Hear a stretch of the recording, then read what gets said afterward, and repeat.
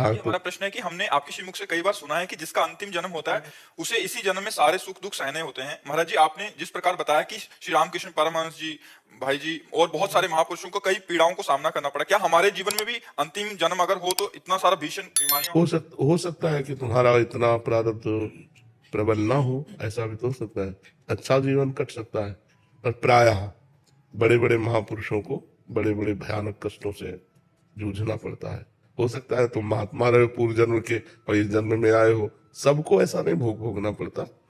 जिनके द्वारा जगत का कल्याण होता है उनको भोगना पड़ता है।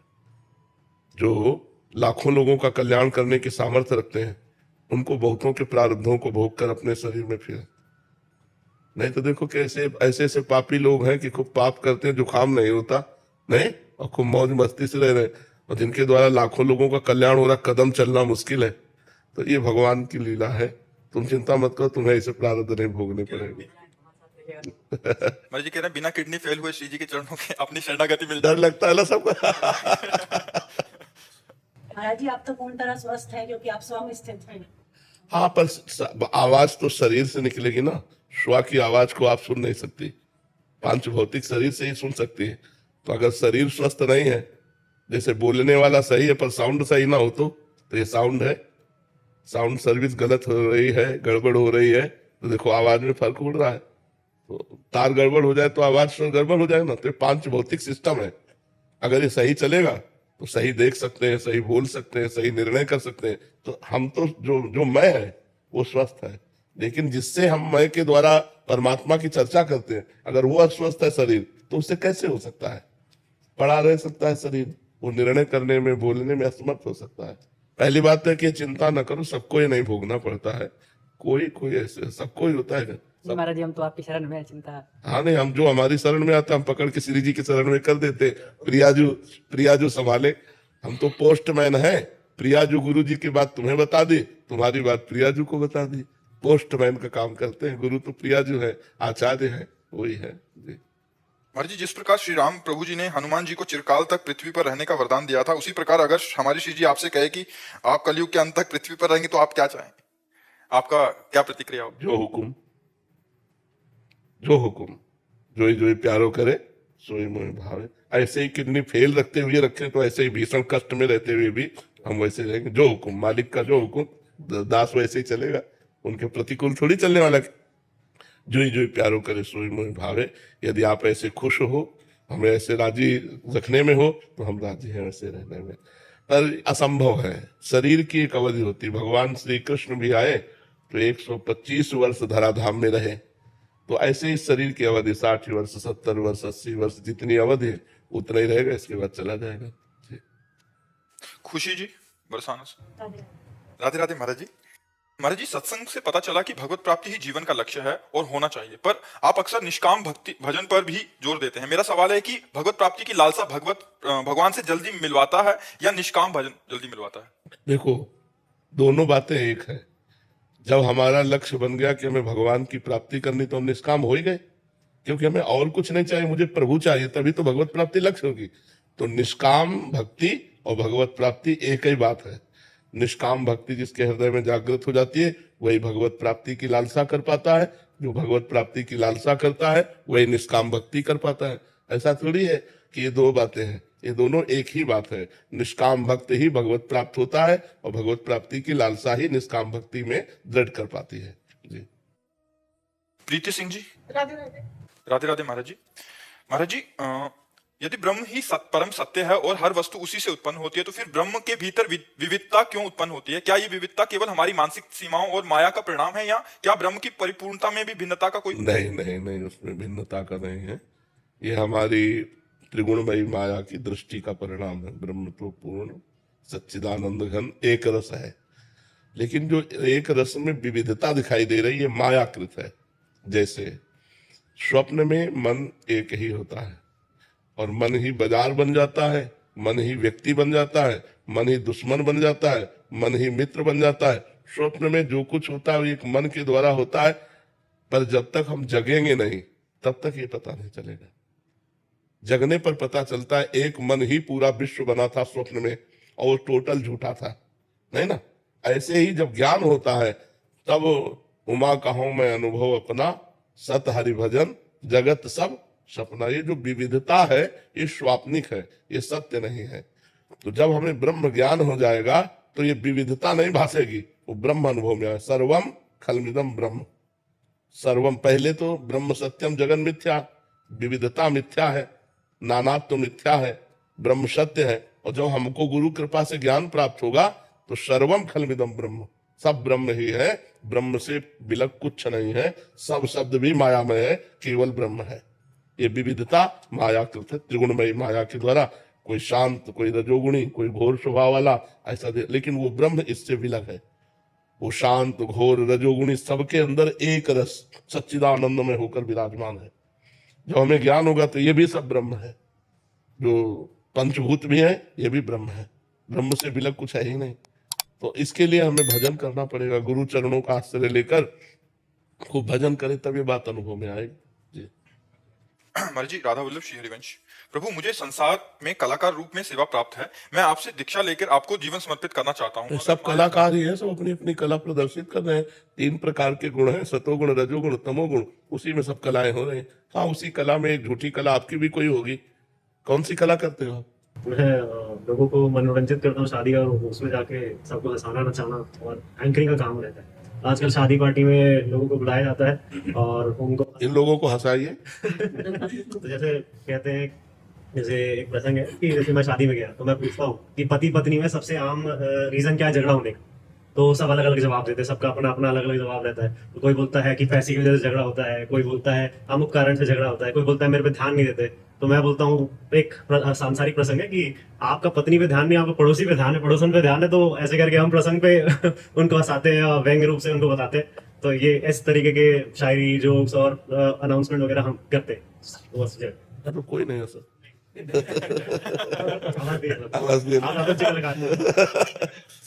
आप क्या चाहते हैं? मगर माया का प्रलोभन बना और मैं कामनी में फंस गया, फिसल गया। अब डर सा बैठ गया है कि कीर्ति भी आएगी, कंचन भी गिराएगी, तो महाराज जी वो श्री जी से विमुख हो जाऊंगा। अभी धीरे से पकड़ा ही था मार्ग, और अभी एक ने तो गिरा दिया, अगले 2 भी गिराने को तैयार बैठे होंगे। हाँ, बिल्कुल सही बात है। लेकिन गिरता तब है जब हाथ छोड़ देता है। जैसे माँ का हाथ बच्चा पकड़े हो तो गिरेगा नहीं, अगर हाथ छोड़ दे तो फिर गिर जाएगा। भगवान का नाम छूट गया इसलिए गिरा दिया, नहीं तो गिरने के चांस ही नहीं है। गिरता वो है जो हाथ छोड़ देता है, सहारा छोड़ देता है, भरोसा छोड़ देता है, भगवान का आश्रय छोड़ देता है। नहीं तो सीम की चाप सके को तासु, बड़ रखवार रमापति जासु। भरोसा, सुमिरन, तो चश्मा सही, चश्मा सही तो कुछ गड़बड़े नहीं। अब चश्मा भोग रूप रखोगे, किसी माता बहन को देखकर भोग्या रूप से देखोगे तो भ्रष्ट तो हो ही जाओगे। पूज्य रूप से देखो, कभी भ्रष्ट नहीं होगे। तो सब माताएं बहनें हमारी पूज्या है। अगर हम पूज्या भाव से रहे तो कभी कामिनी हमें नहीं गिरा सकती। और दूसरी बात, कंचन श्री जी का सारा वैभव है, हम सब उनके दास हैं। 8 रुपए सेवा परिचर्या में लगे, क्या बिगाड़ पा रहा है? कीर्ति, हमें लगता है देश विदेश भी है, भारत में ही नहीं देश विदेश भी है, क्या बिगाड़ पा रहे? 3 चीजें कंचन, कामिनी, कीर्ति तब बिगाड़ती है जब हम प्रभु से अलग होते हैं। अगर हम प्रभु में जुड़े हुए हैं तो वही मंगलमय हो जाती है, वही मंगलमय हो जाती है। जननी सम जानो पर नारी, धन पराय बिस्ते बिस भारी।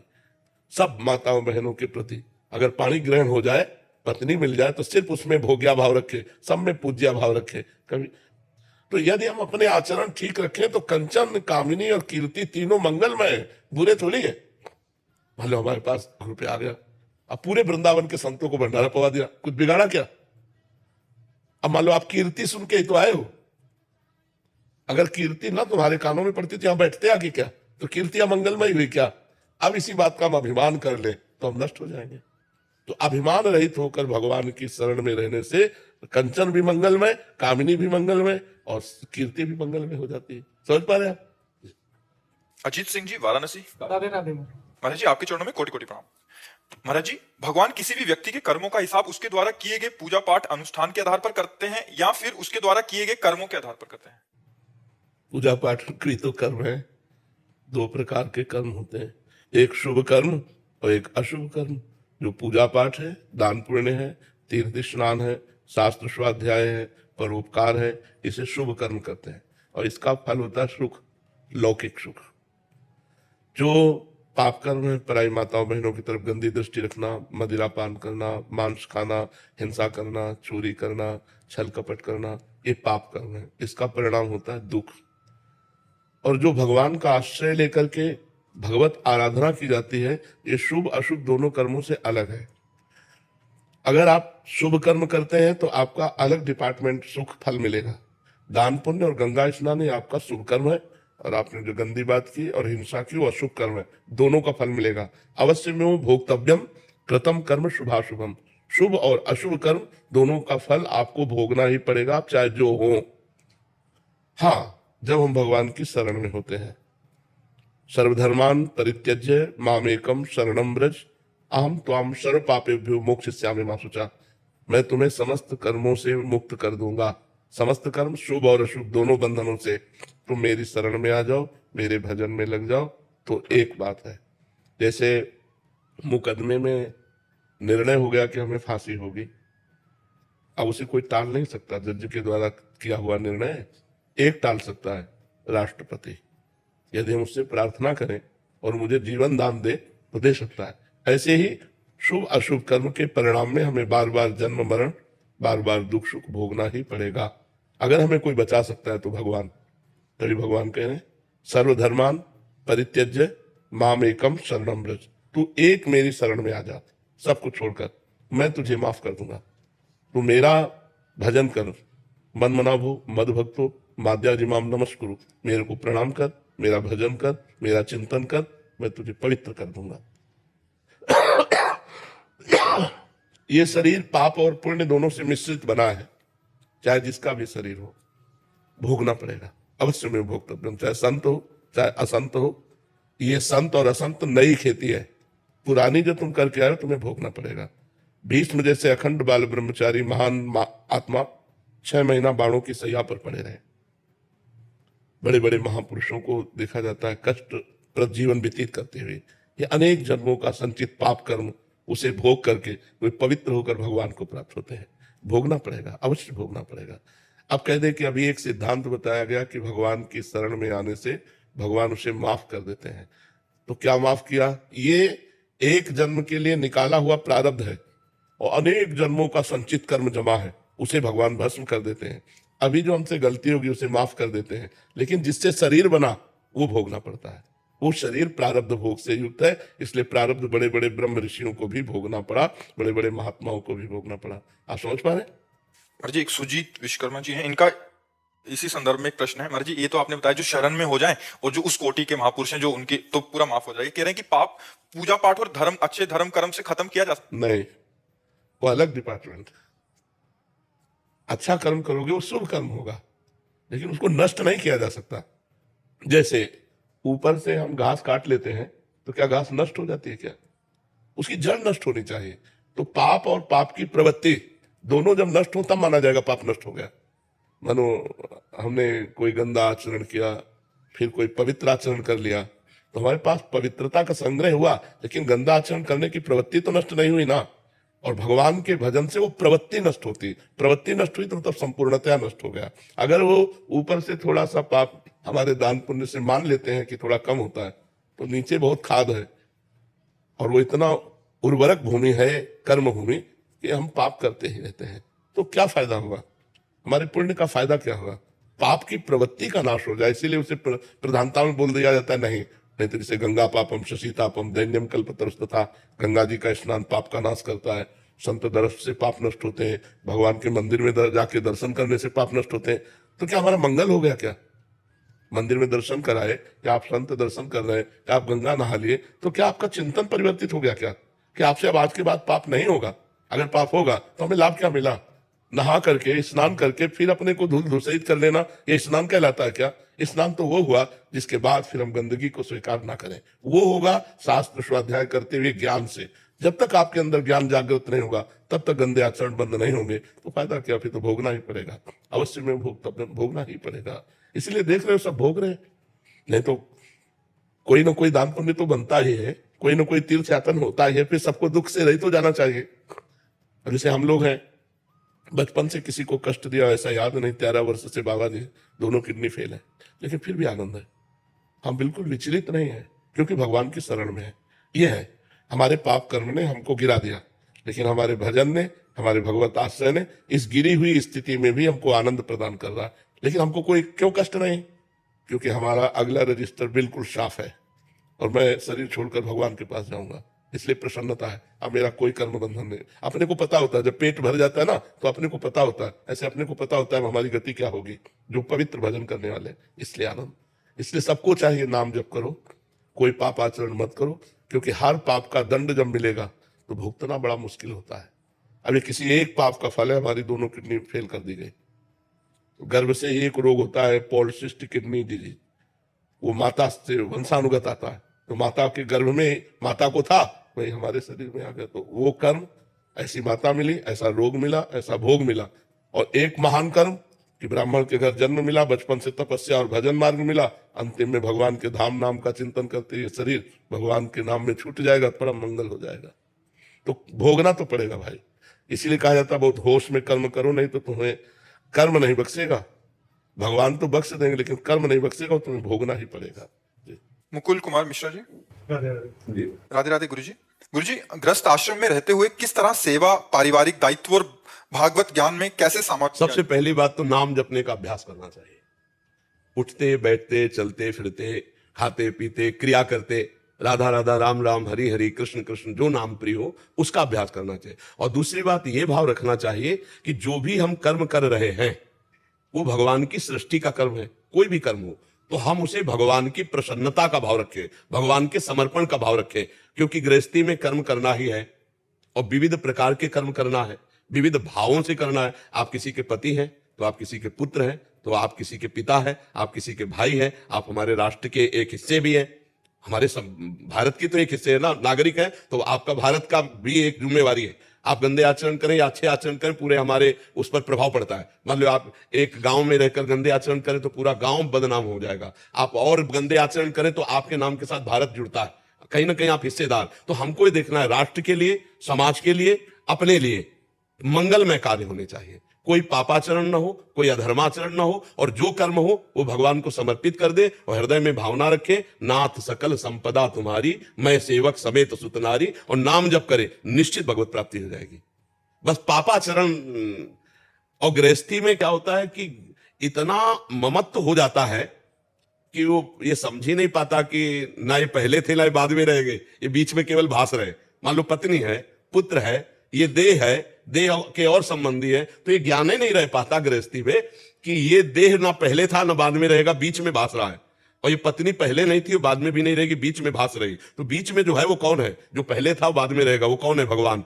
इस रूप में भगवान ही है। हम ये ज्ञान नहीं जान पाते, इसी से हमारी दुर्गति होती है। हमारी दुर्गति का कारण ये देह भाव है, हमारी दुर्गति का कारण ये प्रपंच भाव है। अगर इसी को हम भगवत भाव कर ले तो गृहस्थी में रहते हुए भगवान की प्राप्ति हो जाए। हमें दृष्टि रखना है भगवत, पर व्यवहार पत्नी वाला ही करना है, व्यवहार पुत्र वाला ही करना है। जो स्वांग मिला है हमको स्वांग वही करना है। किसी के हम पिता है, किसी के भाई है, तो हमें वही व्यवहार करना है, पर दृष्टि रखने सब में कि मेरे प्रभु सबके हृदय में विराजमान है, उनकी प्रसन्नता के लिए हम कार्य करें। हमारा धर्म तब बिगड़ता है जब हम स्वसुख वांछा से युक्त हो जाते हैं। मेरी पत्नी है, इसका कर्तव्य मेरे लिए क्या बनता है, अब धर्म बिगड़ जाएगा। मेरी पत्नी है, मेरा कर्तव्य इसके लिए क्या बनता है, अब धर्म बन जाएगा। आप हमारी बात समझ रहे हो? तो धर्म पूर्वक अपने कर्तव्य का निर्वाह करते हुए, भगवान नाम जप करते हुए अपने कर्मों को भगवान को समर्पित कर दे, पक्का भगवत प्राप्ति हो जाएगी। बिल्कुल सरल भाषा में भगवत प्राप्ति की बात करें। अपने धर्म का, अपने कर्तव्य का पालन करते हुए, नाम जप करते हुए उस कर्म को भगवान को समर्पित कर दिया जाए तो निश्चित भगवत प्राप्ति। जब युद्ध जैसे कर्म को भगवान करे, माम स्मर युद्ध च, मेरा स्मरण करते हुए युद्ध करो, तो इससे बड़ा कोई कर्तव्य तो है नहीं, क्योंकि युद्ध में तो गला काटना, अपना गला बचाना है। ऐसी प्रवीणता युद्ध जैसी कर्तव्य में, और उसमें भी कह रहे माम स्मर, मेरा स्मरण कर। इसका मतलब हर कार्य करते हुए भजन हो सकता है। तो हम भजन करते हुए हर कार्य करें और सब कार्य भगवान को समर्पित कर दे, इसी से हम मुक्त हो जाएंगे। भगवान कह रहे यत करो, जो करो मेरे को समर्पित कर दो, खत्म हो गया खेल। हम चाहे जितने बड़े अपराधी हो, सिद्ध हो गए हो अपराधी, लेकिन राष्ट्रपति अगर माफ कर दे तो माफ हो जाएगा? नहीं हो जाएगा। वकालत पक्की और जज ने निर्णय कर दिया, अब कोई बचाने वाला नहीं। लेकिन एक उपाय है, राष्ट्रपति से क्षमा प्रार्थना करो, अगर वो क्षमा कर दे तो खत्म। तो ऐसे सबके सब अपराध हैं, लेकिन भगवान क्षमा कर देते थे। आम तो आम सर्व पापेभ्यो मोक्षयिष्यामि मां। वो अखिल कोटि ब्रह्मांड नायक श्री कृष्ण यदि क्षमा कर देते क्षमा हो गया। तो हम भगवान को सारे कर्म समर्पित करते हुए भगवद आश्रित नाम जप करें। तो गृहस्थी में क्या है भैया, तुम्हारी गृहस्थी में कितने लोग होंगे? 5-6 लोग, 8 लोग। तो बाबा कहते हैं सबसे बड़ी गृहस्थी ये है। हाँ, पक्का समझो। तो अब ये गृहस्थी हमको खल क्यों नहीं रही? क्योंकि सब भगवान के हैं और सबका भरण पोषण भगवान कर रहे हैं और हम भी भगवान के, तो हम चक्क आनंदित है, कोई चिंता नहीं है, कोई चिंता। तो ऐसे ही आप भी निश्चिंत हो जाओगे। यदि भगवान की शरण में होकर भगवान के लिए कर्म करो और नाम जप करो तो आप भी बेपरवाह हो जाएंगे। आप देखेंगे कि आपके परिवार का भरण पोषण वही कर रहा है जो विश्व का भरण पोषण कर रहा है। आप केवल निमित्त मात्र है। कर्ता भाव गया, जीवन मुक्त हो जाओगे। कर्ता भाव ही बांधने वाला है। करो सदा तिनकी रखवारी, जिम बालक राखे बेड़दारी। जी, आप समझ पाए ना? जी जी जी। मिलन घोष जी। महाराज जी राधे राधे। मेरा प्रश्न है कि मेरा मन बहुत चंचल हो जाता है, कोई एक चीज में ध्यान आता नहीं। इसके ऐसा सबका मन है, तुम्हारा ही नहीं है। यही सबकी दशा। ईमानदारी से पूछो तो आपका जो मन है वही सबकी दशा है। अगर कोई बचा पाया है तो साधना से बचा पाया है, नहीं तो सबका मन नवम नवम भोग, नवम नवम बातें, नवम नवम दृश्य, नवम नवम नाना प्रकार की इंद्रियों की विलासिता, यही तो मन का खेल है। मना कष्टान इंद्रियाणी प्रकृति स्थान कर सती। परमात्मा की तरफ जब लाया जाएगा तब अचंचल होगा, नहीं तो चंचल ही बना रहेगा। प्रकृति में तो कभी टिकेगा नहीं। ये भौरे की तरह एक पुष्प से दूसरे पुष्प में मंडराता घूमता रहता है, ऐसे एक भोग से दूसरे भोग में भागता रहता है। अगर इसे शांत करना है तो भगवान का नाम जपना शुरू करो और जहां जहां भाग के जाए हटा हटा करके नाम में लगाओ। परमात्मा में अचल हो सकता है, संसार में कभी अचल हो ही नहीं सकता। चाहे जितना सुंदर रूप भोग लो, चाहे जितना सुंदर पदार्थ भोग लो, चाहे विश्व की सारी संपत्ति आपके पास आ जाए, आपका मन स्थिर नहीं रह सकता। और भगवान में अगर लगा दिया तो स्थिर हो जाएगा। क्योंकि हम सबके लिए करते हैं, हम अपने लिए कुछ नहीं चाहते हैं, हम कुछ हम लिए ही नहीं आज तक, थोड़ा सबका अच्छा हो। फिर भी जब नाम भजन करते हैं, ये करते हैं, तो थोड़ा सा चंचल हो जाता है, मतलब डाइवर्ट होता है माइंड। तो उसको हटा हटा के लगाना है ना प्रभु में। अब ऐसा थोड़ी है कि साधक हो और ये मन जाए ना, जो रहे सदा ज्ञान एक रस, तो ईश्वर जी में भेद का होकर एक रस स्थिति हो जाए तो सिद्ध पुरुष हो जाओगे। बार बार इसको जहां जा रहा है वहां देखो, 2 पद्धति से मन को वश में किया जाता है। एक तो जहां जहां मन जाता है वहां वहां भगवान पहले से हैं, जिनका तुम भजन कर रहे हो, उनकी भावना करो। किसी वस्तु, व्यक्ति, स्थान, पदार्थ पे ही तो जाएगा मन। जहां भाग के वो जाता वहीं है जहां राग हो या द्वेष होता है, जहां अपनापन होता है या जहां परायापन होता है। कभी द्वेष हुआ है तो जाएगा, राग है तो जाएगा। तो हमको राग द्वेष वाले पदार्थ, वस्तु, व्यक्ति, स्थान में भगवत भावना करनी। अगर हमसे ये भी नहीं होता तो फिर हमको जहां नाम जप रहे राधा राधा राधा और मन गया, तो इसका एक स्वभाव, जहां आप जान जाओगे कि ये गया कहां आ जाएगा, इसको लाना नहीं पड़ता। देखना आप, जहां आप जान गए कि भाग गया तो आ जाएगा, तुरंत आ जाएगा। फिर 2-4 नाम जप करेगा, फिर भागेगा, फिर इसको लाओ, बार बार लाओ, तो अभ्यास से चंचलता हट करके ये स्थिर हो जाएगा। स्थिर मन ही भगवत प्राप्ति कर पाता है। तो इसलिए उबना तो है नहीं, कुछ मिनट सेकंड तो लगने लगा है ना, कुछ मिनट सेकंड तो लगने लगा है ना। बस हम धीरे धीरे उस पर काबू पा रहे हैं। हमें निराश नहीं होना। और बहुत ऋषि मुनियों को भी परेशान किया है। गोस्वामी तुलसीदास जी कहे महाराज हार गए हो, हार्यो करी जतन विविध विधि अतिशय प्रबल अजय, तुलसीदास बस होए तबे जब प्रभु पे रख बर जाए। महाराज मैं हार गया हूं, आपके हाथ में डोरी, आप मन को मना कर दो, इसको एकाग्र कर दो, ये भागते ही रहता, मैं बहुत परेशान हो गया हूं। गोस्वामी तुलसीदास जी लिख रहे हैं, हरिजू मेरू मन हट न तजे, इस पद में लिख रहे हैं। तो हम बार बार मन को हटाए, भगवान कृपा करेंगे, स्थिर कर देंगे। उबना नहीं है, परेशान नहीं होना, आनंदित होना है। ये चाहे जहां चला जाए, जब तक आप दस्तखत नहीं करोगे आपका कुछ बिगाड़ नहीं पाएगा। जब आप स्वीकृति दे दोगे भोग की, तब आपको परेशान करेगा। नहीं तो इसको जाने दो, आप छोड़ दो। जैसे जल जहाज का कौवा उड़ के जाएगा तो कहां जाएगा, आएगा तो उसी में। मन आपके सिवा उसका कोई आधार ही नहीं है। वो बचाए जहां भाग के चला जाए, आप वो मत, बस देखते रहो, मुस्कुराते रहो और हाँ मत कर देना। ये बड़े बड़े भोग सामने उपस्थित करता जाएगा, हाँ मत करना, ये नष्ट होता चला जाएगा। जब जितना भागेगा उतने क्षीण होता चला जाएगा, कमजोर होता चला जाएगा, आपके बस में होता चला जाएगा। अगर आपने भोग स्वीकार कर लिए, फिर आपको क्षीण करता चला जाएगा, आपको अपने अधीन करता चला। इसकी चाल है। अपने लोग जैसे कभी कभी हंसी में कहते हैं कि बचपन से हमने पीएचडी मन की है, इसी को देखना, इसी को पढ़ना, इसी को सुनना, इसी को घसीटना, क्योंकि यही देखना था बचपन से। यही तो देखना था कि मन को परमात्मा में कैसे लगाना है और मन कैसे परमात्मा में लगकर क्या प्राप्त करता है। यही बचपन से तो सीखा है। और संसार का तो ज्ञान नहीं, इसी का ज्ञान है मन का। ये जहां जहां जाए बिल्कुल पहले तो निश्चिंत हो जाओ, बिल्कुल चिंता मत करो, जाओ जाओ, अब हम तुम्हारा साथ नहीं देते, राधा राधा राधा, फिर आएगा, फिर आपको दिखाई देगा ये बहुत बढ़िया भोग, बहुत सुखी हो जाओगे, आनंदित। नाना प्रकार की गंदी बातें, प्रपंच, क्या क्या, बस चुप रहो आप और हंसते रहो। जैसे पागल आदमी सलाह देता है, ऐसे वो दे रहा है, उसकी बात मत मानो। वो जितना आप ना मानोगे उतना ही आपके अधीन होता चला जाएगा, और जितना आप उसकी बात मान जाओगे आपको अधीन करता चले जाएगा। ये उसकी चाल है। और बड़ा लंबा समय युद्ध होगा, ये महीना 2 महीना, साल 2 साल का नहीं। जन्म होगा। इसलिए बड़ा लंबा युद्ध है, हिम्मत बांध करके जो इसको पछाड़ दे वही भगवत प्राप्त हो जाता है।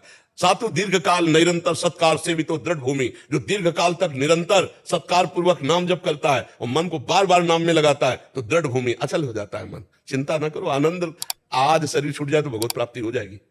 अगर हम राधा राधा रट रहे हैं और मन हमारा चंचल है, हम विषयों पर विजय प्राप्त नहीं कर पाए और राधा और शरीर छूट गया तो भगवत प्राप्ति हो जाएगी। अंतामति सुगति। तो हमें वर्तमान में नाम जप करने का अभ्यास करना है, भविष्य तो हमारा मंगलमय है ही। समझ पा रहे हैं आप?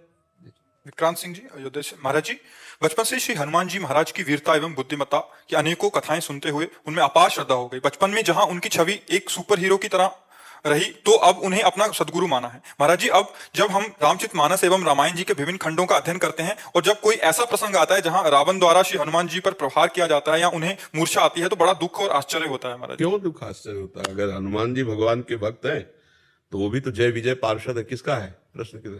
तो जय विजय पार्षद उनके मूल में जाइए, वो भी भगवान के जय विजय पार्षद है। हाँ, भगवान के इशारे पर वो ये लीला करने आए। रावण कोई साधारण थोड़ी है, वो तो जय विजय है। भगवान का पराक्रम प्रकाशित करने के लिए भगवान की ही भुजाएं हैं वो रावण कुंभकर्ण, भगवान की तो पार्षद है, वो भगवान के पार्षद है। जैसे हनुमान जी भगवान के पार्षद है, ऐसे वो जय विजय भगवान के पार्षद है। भगवान और भगवान के पार्षद में किंचन मात्र अंतर नहीं है। वो साधारण नहीं, वो लीला कर रहा है, क्योंकि भगवान से युद्ध करने के लिए त्रिभुवन में केवल भगवान है, दूसरा कोई है नहीं। तो भगवान ने अपने ही जोड़ के पार्षदों को तैयार किया। वो ऐसे पार्षद है, वहां ये नहीं कि अरे प्रभु हम आपको कैसे, अगर वो आदेश करते हैं कि मार मेरे घुसा तो उसी समय मार देंगे वो, और ऐसे हो रहा है। भगवान ने कहा तुम्हें वैर करना है हमसे, बिल्कुल ऐसे शत्रुवत, तो उनका मरते दम तक कभी प्यार नहीं दिखाऊंगा। तो अंतिम समय रावण क्या बोल रहा है जानते हो? कहां राम रण हतो पचारी। जब अंतिम हो रहा है तो क्या शब्द निकला था? हा राम कह के नहीं, कहां राम, बोल वो भी रहा है राम, कहां राम रण हतो पचारी, क्योंकि भगवान का वचन उनका जीवन है। वो ऐसे पार्षद नहीं, भगवान के हुक्म पर वो भगवान को भी। और देख लो, उनकी बात छोड़ो, भीष्म पितामह जी महाभागवत है, महाभागवत श्री कृष्ण को प्राणों से भी अधिक प्यार करने वाले। और जब युद्ध पक्ष में अर्जुन इधर और भगवान के विपक्ष में भीष्म जी, तो बाण भगवान के भी मारते कि नहीं मारते? ये है पक्के पार्षद। जो निजी पार्षद होता है तो ये निजी पार्षद है। तो हनुमान जी को कोई जीव गिरा सकता है? कोई जीव गिरा सकता? साक्षात रुद्र हैं। भीम जी ने जब हनुमान जी से कहा कि पूछ हटा लो, तो उनका मैं बूढ़ा बानर हूं, तुम ही हटा दो। जब पुष्प लेने जाते हैं तो उनका मान जाओ मेरी बात, नहीं तो अगर हमने पूछ में हाथ लगा तो तुम्हें पूछ से उठा के फेंक देंगे, बूढ़े हाथ पैर तो वह टूट जाएंगे। तो उनका इतनी गुस्सा नहीं की जाती है, उठा दो, हम पड़े हैं तो पड़े हैं। एक हाथ से उठाया, दोनों हाथ लगाए, पूरी ताकत लगा दी। हनुमान जी महाराज की तरफ देखने लगे, कहने लगे आप कोई विशिष्ट देवता या मेरे बड़े भ्राता पवन पुत्र हनुमान हो सकते, दूसरा नहीं, क्योंकि पूरी ताकत लगा दी और पूछले उठा पा रहे। तब उन्होंने मुस्कुरा के कहा आगे जो है सिद्धों का गढ़ है, तुमसे कोई अपराध बन सकता है, इसलिए मैं रोकने। तब वहां उन्होंने कहा कि मुझे आपका रूप देखना है, वो जो लंका में, उनका तुम नहीं देख पाओगे। तो प्रभु अपना जान करके हमारी प्रार्थना में वो रूप देखना चाहता हूं जो लंका दाह के समय आपने अट्टहास कर गर्जा कप बड़े लाग आकाश। तो हनुमान जी देखते देखा ऐसा विकराल कि भीम जी थर थर कांप रहे थे। भीम जी जो पवन पुत्र वो भी है, तो जीव कोई हनुमान जी को घूंसा मार सकता है? किसी जीव के मारने से हनुमान जी मूर्छित हो सकते हैं? नहीं नहीं, वो भगवान के पार्षद है जय विजय, जो भगवान से लीला करने के लिए वैर पक्ष लेकर के आए। जैसे हमें स्वांग करना हो, हम तुम मिल करके कि तुम्हें वैर का, तो अब स्वांग में तुम कभी ये थोड़ी दिखाओगे कि भाई पूज्य हैं बड़े हैं, नहीं, तुम स्वांग में तो वही दिखाओगे जो हमारा आपका तय हुआ है कि तुम्हारा डायरेक्टर ने बोला है तुम्हें वैर दिखाना है। हम दोनों बैठ के एक ही जगह नाश्ता करेंगे, लेकिन जब मंच में पहुंचेंगे तब तुम पूरा कट्टर वैर का तो वही कर रहे हैं। मंच में तैयारी बैकुंठ में हुई थी और यहां आकर के स्वांग हुआ। भगवान राम और रावण ये निज पार्षद हैं भगवान के जय विजय, और भगवान तो सच्चिदानंद है ही। तो हनुमान जी महाराज और रावण में जो युद्ध की लीला दिखाई गई, तो अगर मूल में देखोगे तो शोक नहीं होगा। भला राम जी से युद्ध करने के लिए कोई साधारण सामने आएगा? असाधारण योद्धा, असाधारण योद्धा है कुंभकर्ण रावण। ये सब भगवत स्वरूप है, ये जय विजय है। लीला के लिए नाट्य मंच जगत है, जगन नाटक वैभवा, और वो स्वांग कर रहे हैं। अब आप समझ रहे ना? हाँ, हनुमान जी को कोई परास्त कर दे ऐसा जीव ही नहीं सृष्टि में, वो तो शिव स्वरूप है। तो उसी कोटि का स्वांग करने वाला कोई ऐसा कर सकता है, तो जय विजय भगवान के पार्षद है। इसलिए वो आप शोक नहीं कर रहा है। अगर आरती रामायण की होती है ना, तो रावण की भी होती है उसी में, नहीं होती? रामायण की आरती हो रही है तो उसमें है ना रावण, रामचरित है तो रावण चरित्र भी है कि नहीं है, राम है तो रावण का भी है ना, तो दोनों की हो रही ना आरती, एक की हो रही, क्योंकि नाट्य मंच पर उसी का वैभव है, जगन नाटक वैभवा, वही खेल रहा है, दूसरा कोई नहीं है। जड़ चेतन जग जीव जत सकल राम में जान, वही खेल रहा है, तो इसमें शोक नहीं होना चाहिए, क्योंकि मेरे प्रभु का वो भी तो पार्षद है, आप जानते हैं ना वो पार्षद है? हाँ, तो बस जैसे हनुमान जी पार्षद है, वो जय विजय पार्षद है, भगवान के निज जन है, पर वैर का ऐसा दूसरा कोई नहीं कर सकता, कोई नहीं कर सकता। जिस समय खरदूषण का वध हुआ और सूचना पहुंची, समझ गए आ गए प्रभु, आ गए प्रभु, खरदूषण मोशम बलवंता मार सके को बिनु भगवंता, आ गए प्रभु। अब बिल्कुल कट्टर रोल कर रहा है, और उस जो राम जी की बड़ाई करता तो समझ जाते कि ये हमारे पक्ष में नहीं रहेगा, वैर पक्ष का निर्वाह नहीं कर पाएगा, वही भिजवा देते, चल खिचड़ी नहीं बनना, सीधे वहीं चल, तू उनका पक्ष ले चलकर, मैं वैर पक्ष में, जिसने राम जी की बड़ाई की उसके विरोध, क्योंकि वैर पक्ष का स्वांग करना कहीं भी इतना, जहां मंदोदरी कहे 20 बार कैलाश को उठाया, उन भुजाओं पर विश्वास नहीं, एक मनुष्य की तरह तू राम राम, जहां को होता वैर पक्ष, पूरे जीवन भर वैर पक्ष निर्वाह किया।